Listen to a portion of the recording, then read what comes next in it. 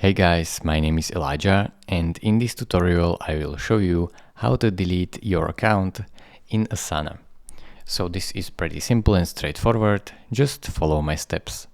The first step is to click on your profile picture in the top right corner, so click on it and this will open up this little menu where you have to click on settings right here.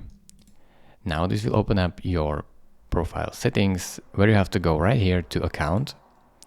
And then you should see this menu and scroll all the way down until you see this deletion. Deleting your account is a permanent action and cannot be undone. Keep that in mind. And when you are sure, just click on delete my account. Now, assign a new admin to delete account. So first, in order to delete your account, you will have to assign a new admin to your workspace. So keep that in mind. And then you can simply press delete right here.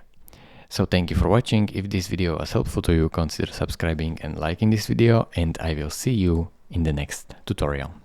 Bye bye.